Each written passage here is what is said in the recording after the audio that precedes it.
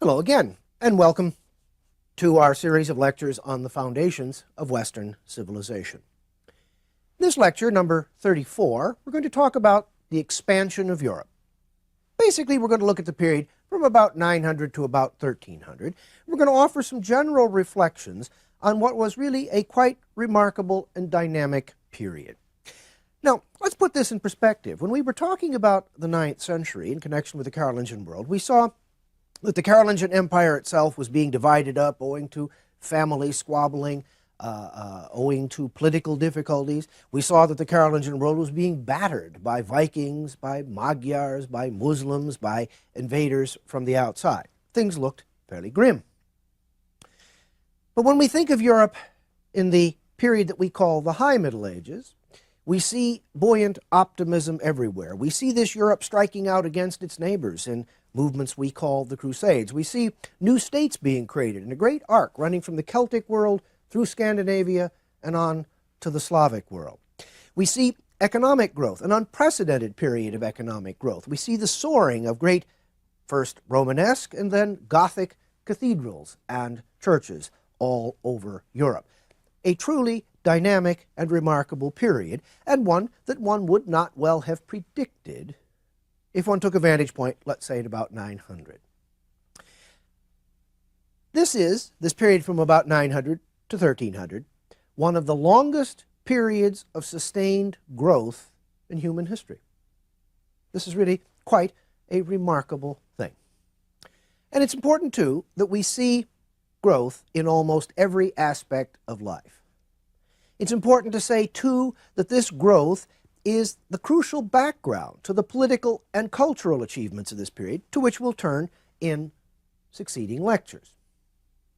All right, so how do we capture a sense of the growth in this period, and how do we explain it? The first fundamental fact is a long-term rise in the population. Now, the evidence that we have at our disposal indicates that probably by the middle of the 8th century, but surely by the middle of the 9th, in other words, in the Carolingian period, population began rising. Between about 1050 and 1200, there was an intense increase in population all over Europe.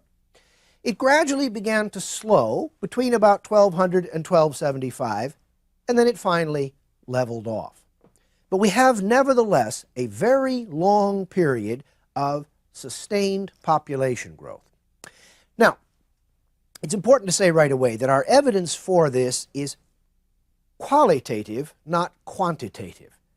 We don't have census data. We don't have the kinds of sources, for example, that demographers, those who study population groups, would have to study really from the 17th or 18th century down to the present. In earlier times, we look at other kinds of evidence and we try to assess the general direction in which all of that evidence points. So what are some of the indicators that we have?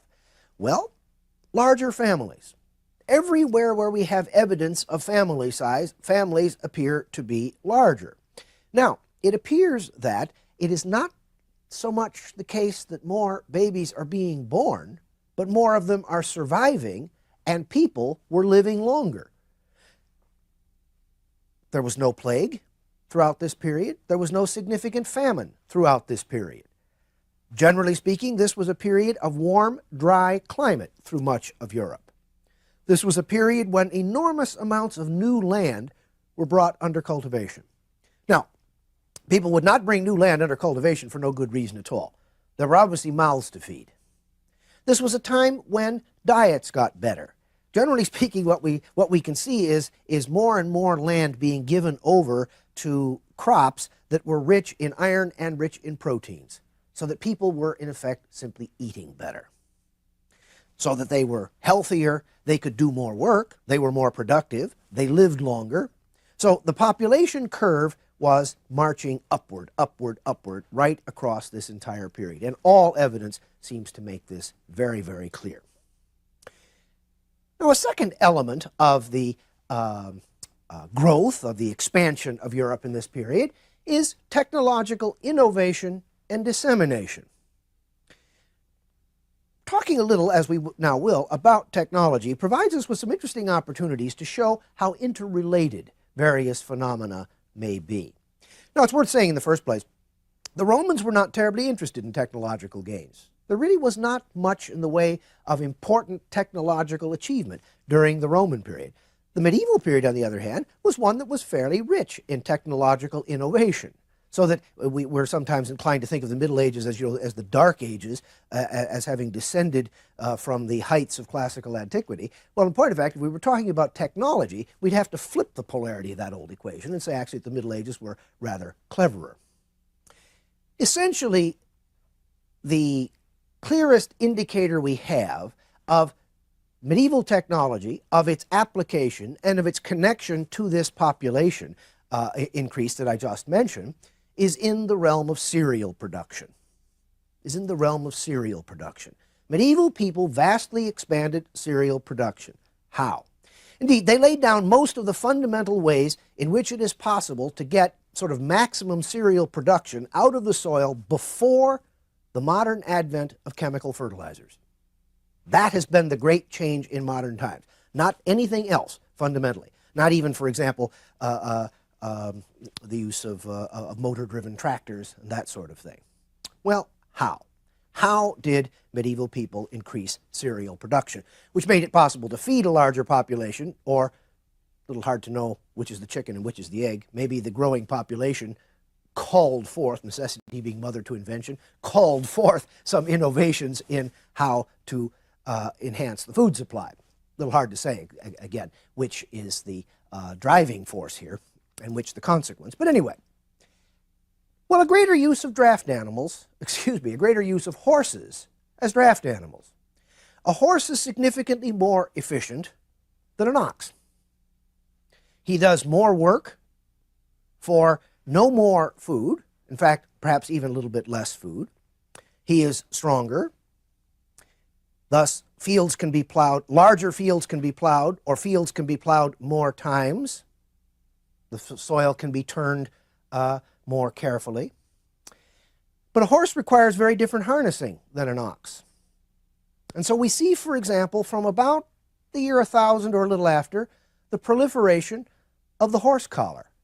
In a sense, when a horse is pulling a plow, or for that matter, pulling a wagon, the horse is driving a horse collar forward, and it's the horse collar that's pulling the wagon or pulling the plow.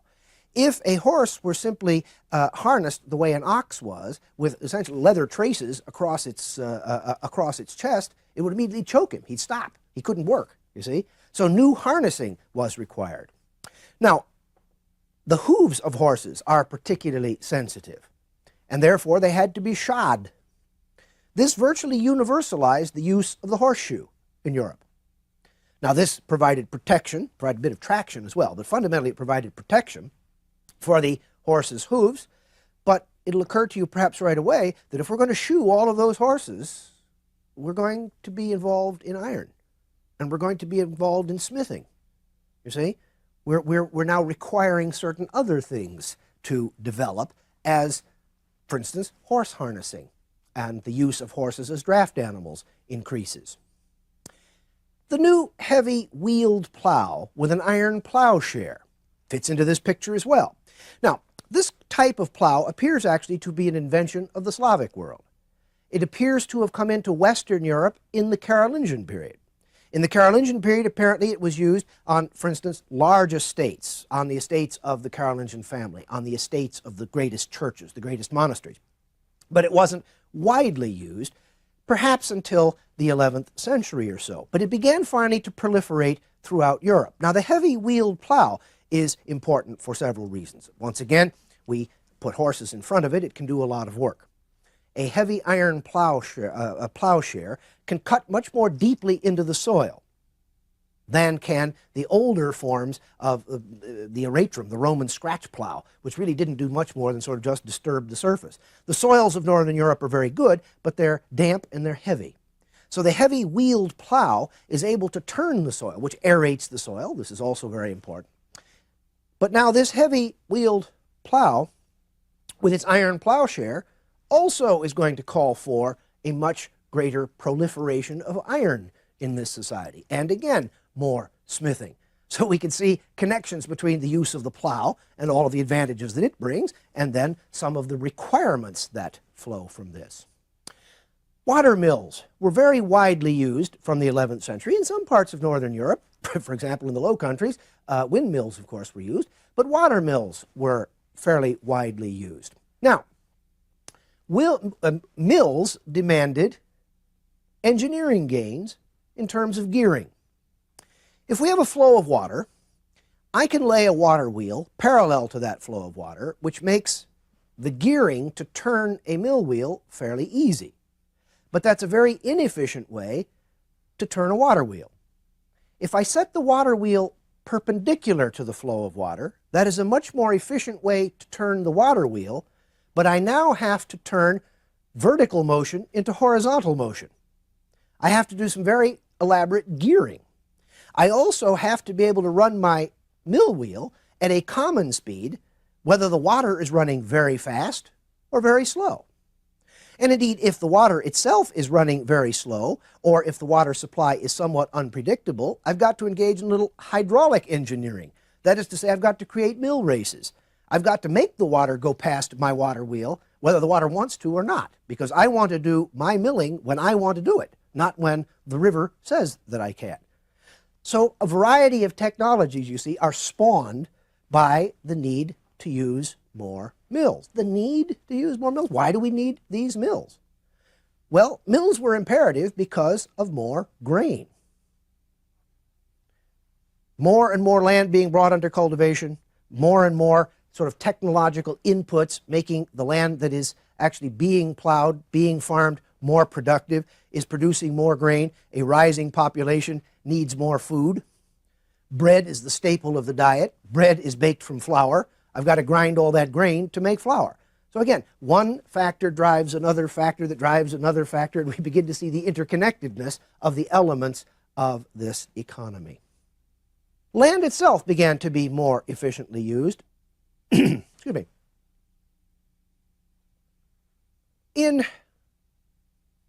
early European history, by that I mean in Europe, let's say in Northern Europe at the time of the Romans, at the time of the Greeks, agricultural communities would very often farm a particular area quite intensively, for a brief period of time and then move.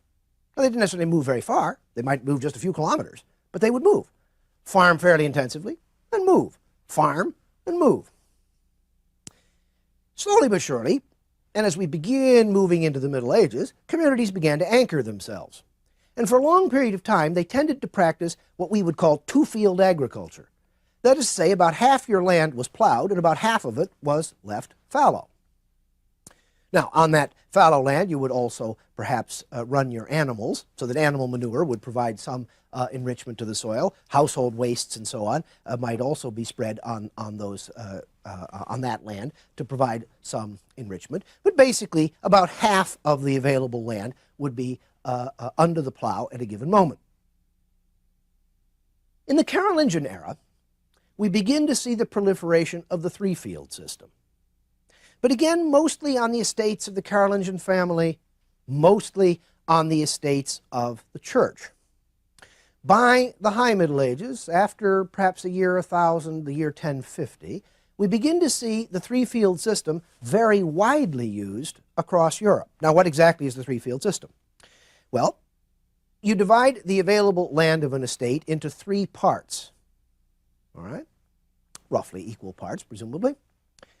One of these is left fallow, one of these is planted in winter crops, and one of these is planted in spring crops.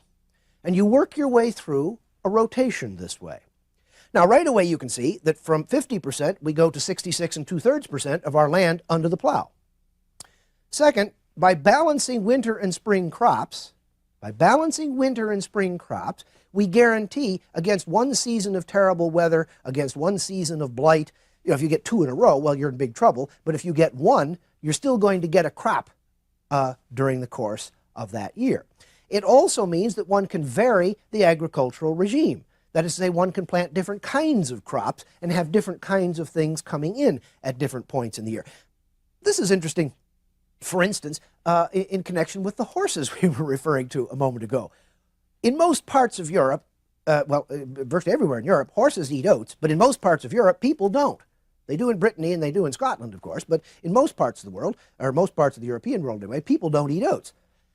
Now, if I've decided that I'm going to have a horse for my tractor, I have to grow that tractor's fuel someplace. Well, if I give over my estate, or a substantial part of my estate, to growing the fuel for my horse tractor, well, then what's the fuel for me? You see? Well, if I'm dividing up my agricultural regime in such a way that I can set aside a certain amount of land to grow oats, to feed my horses, then I have other land that I can use to grow crops that I will use to support myself and my family, that I may be able to sell excess. If I can produce excess, I can sell in local markets. And from the crops that I'm able to sell, I can make money with which to buy other kinds of things.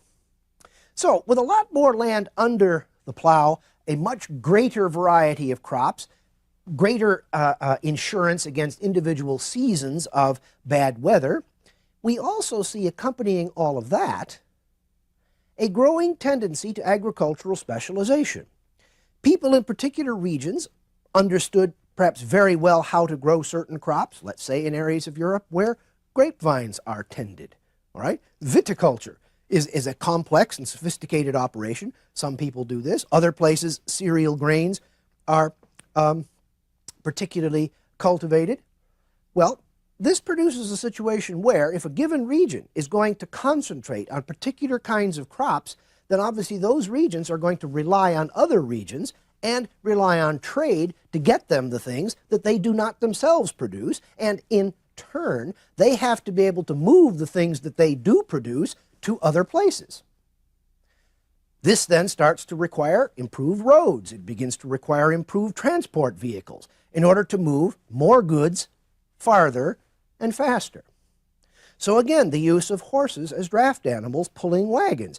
They can pull heavier loads. They can pull those loads farther. We begin to see the use of large four-wheeled wagons. Very interesting manuscript pictures sometimes depict these for us. The use of large four-wheeled wagons instead of two-wheeled carts, so that a great deal more can be moved sort of in one truck, if you like.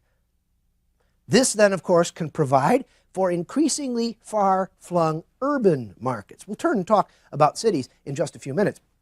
But the point that I'm emphasizing at the moment is that cities are in some ways parasitical on the land around them. That is to say, they don't grow their own food. As cities get larger and larger, they're going to need more and more food. That food is then going to have to come from farther and farther and farther away. So a great deal of this agricultural productivity out in the countryside that we've been talking about also permits the growth of cities, the growth of urbanization. Now we notice also that both the church and also secular government worked to protect trade, worked to protect traders. Agricultural specialization was indeed one important impetus to trade, but there were others, as we'll see in just a moment. Growing prosperity, more money at people's disposal, a desire to have more and more products, increasingly through movements like the Crusades and so on, becoming familiar with exotic products from other parts of the world that one wished to have, either because they brought pleasure or because they brought a certain kind of prestige, a certain cachet attached to having spices on one's table, for example, that sort of thing. So in any case, the point is that in one way or another, there is a kind of a mini transport revolution in the High Middle Ages, you see, which also folds into this whole set of processes that I've been alluding to. And if you've been sort of thinking along with me here, you're noticing that all of these things are yet more of these qualitative indices of this rising population, you see. Is this all inferential? Yes. But it seems to me that the train of inferences is a pretty sound one. Now, trade was facilitated, to come back to the subject of trade, by a number of things. There were fairs, for example, fairs in the Champagne region of France, for example, which were perhaps the most famous ones, a series of fairs held over many months of the year, not in the dead of winter, but over many of the other months of the year, that moved around from town to town in the Champagne region. Merchants from the south of Europe came north, merchants from the north of Europe came south. Now, these great fairs were very, very important centers for the growth of trade, for the promotion of trade, until gradually, by the end of the 13th, the beginning of the 14th century, trade began actually to move from the Mediterranean world to northern Europe, and also in the opposite direction by ship. All right? But earlier, trade tended to move over land and by preference, when possible, on rivers. Always much easier to float your stuff down a river than to drag it down a road. It was only with the advent of the railroad in the 19th century that overland trade, again, became very, very common in much of Western Europe. But through the period that we're concerned with here today, trade is still generally, at least in Northern Europe, overland, and it concentrates in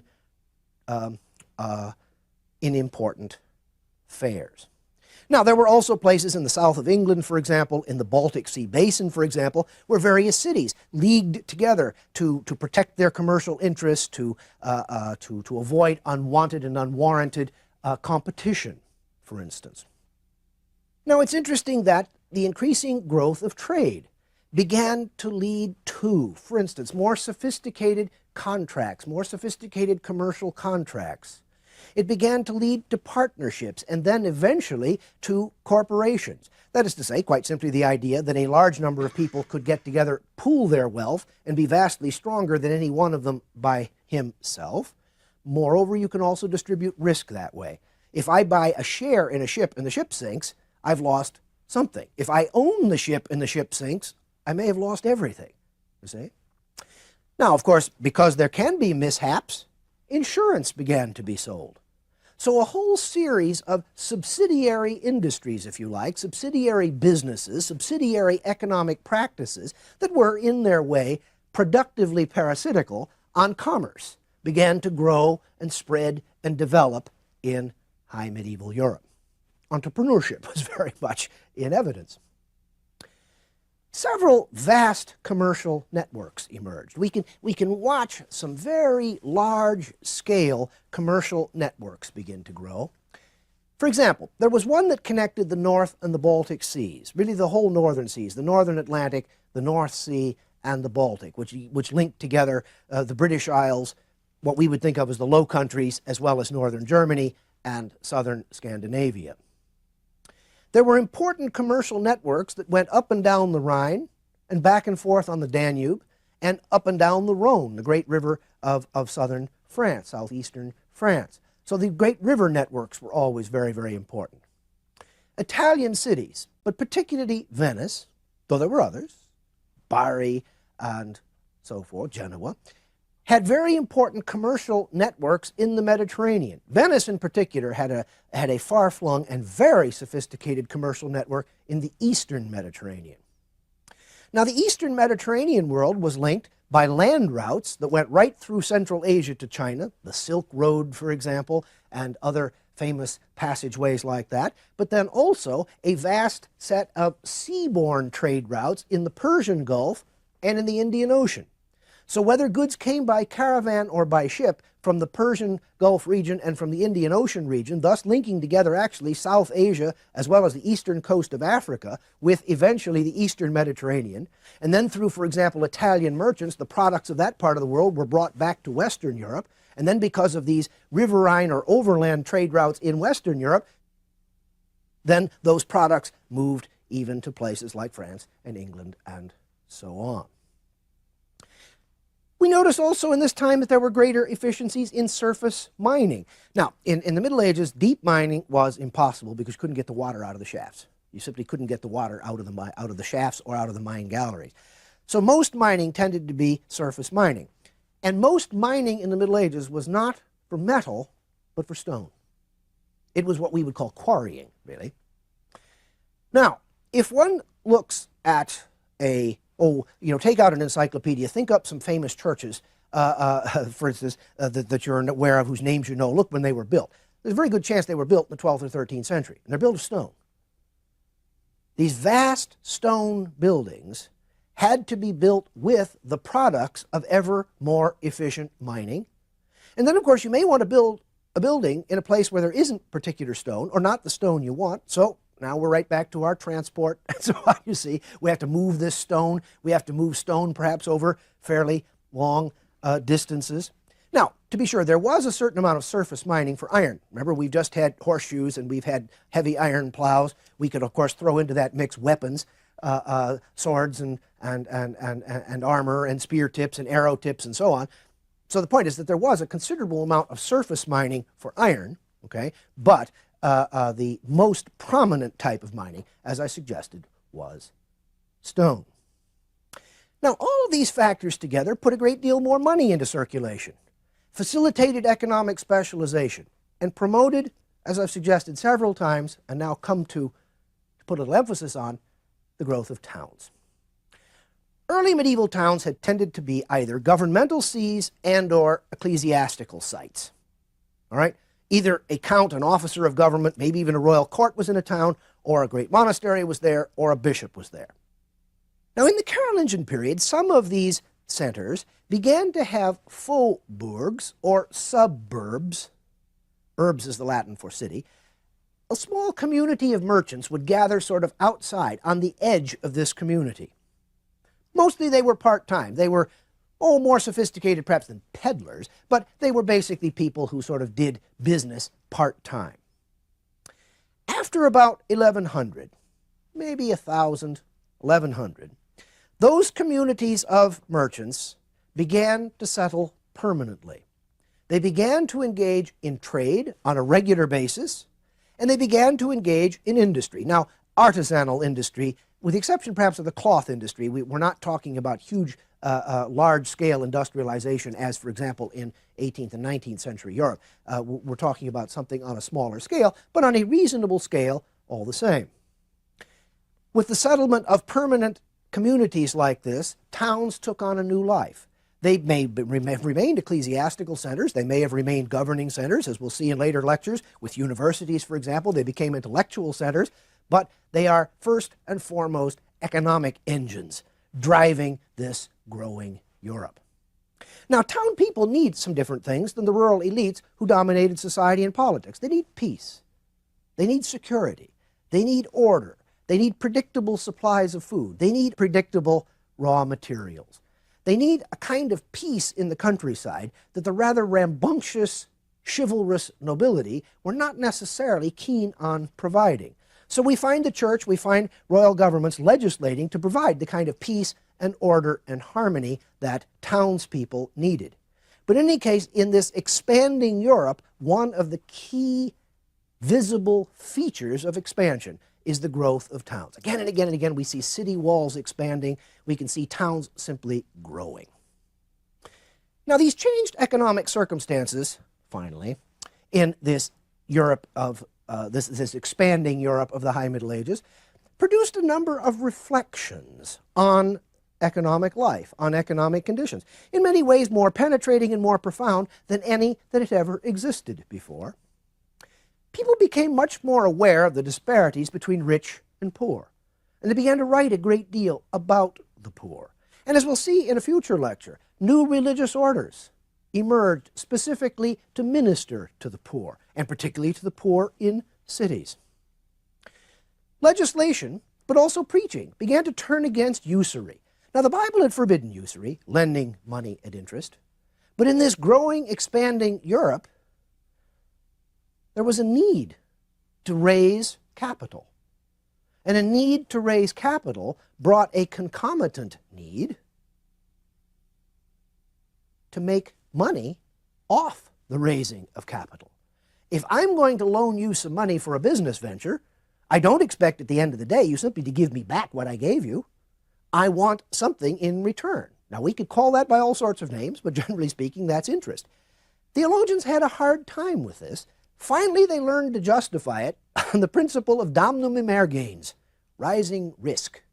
In other words, you were actually paying people for their risk and not paying people for borrowing their money. So they kind of got round the problem. But there was a sensitivity to biblical commands and economic imperatives. Similarly, the just price. What is the just price at which something should be sold?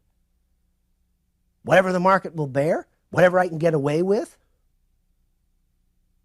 The cost of the goods themselves plus the labor that went into them? That was classic just price theory. Well, people began to talk about just price. So my point is quite simply that intellectuals began to think about the implication of this new economic regime in Europe. Europe then, to conclude, in what we call the High Middle Ages, was dynamic and prosperous. Such widespread prosperity had not been seen since the Pax Romana.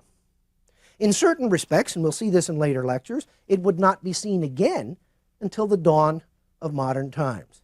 But when we turn now to talk about the society, the government, the politics, the culture, the art, the architecture, the literature of high medieval Europe, we want to have in mind a picture of this growing, expanding Europe.